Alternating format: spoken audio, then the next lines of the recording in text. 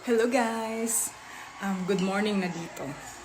It's time for brunch. So, maaga yung brunch ko ngayon. Tignan nyo naman yung ulam ko. Ooh, patatim!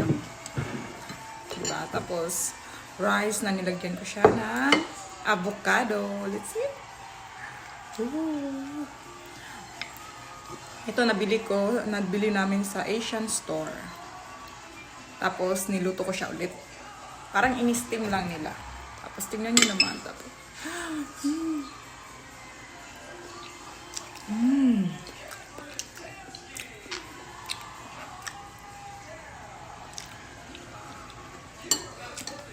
Grabe. Sobrang sarap.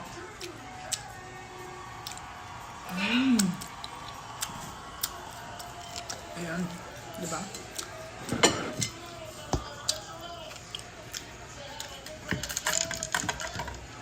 Sarap.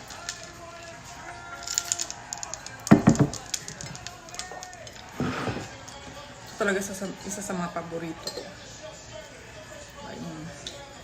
Ano to siya? Part ng paa ng baboy.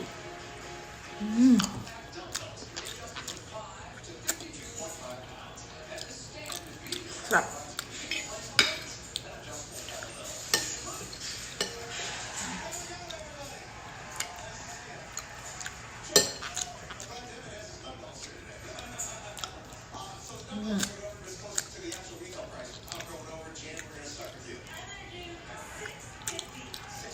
Hindi naman po.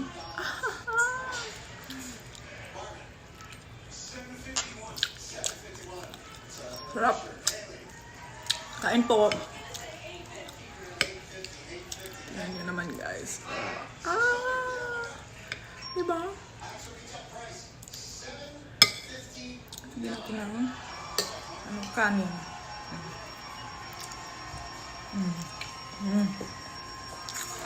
Sarap.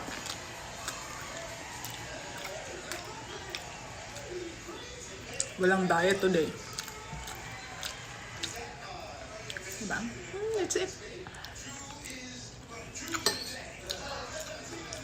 Grabe. Tapos may kasama pa siyang bagoong. Iba yung bagoong nila.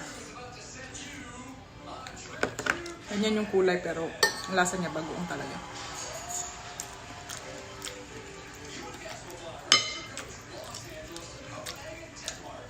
Sarap. Grabe. Sarap niya tapos lagyan ng bagoong.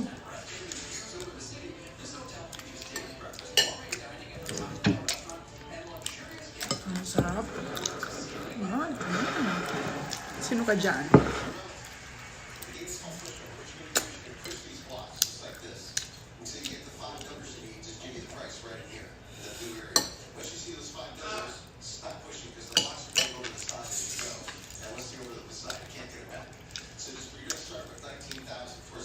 Ang dami niyang laman.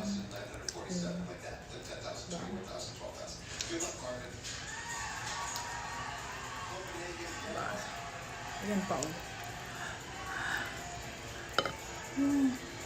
Sarap. Grabe. Tapos nilagyan ko siya ng konting sauce.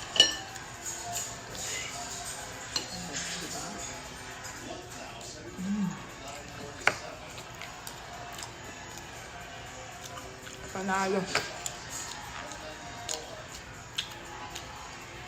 Kasi nung nakaraang linggo, nag-crave ako ng patatim.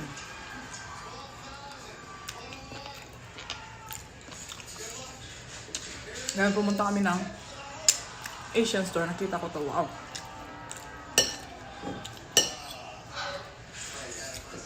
At medyo mahal siya. Nasa $18. Worth it naman. Kasi sobrang sarap. Naman, Grabe. Tignan nyo guys. Oh.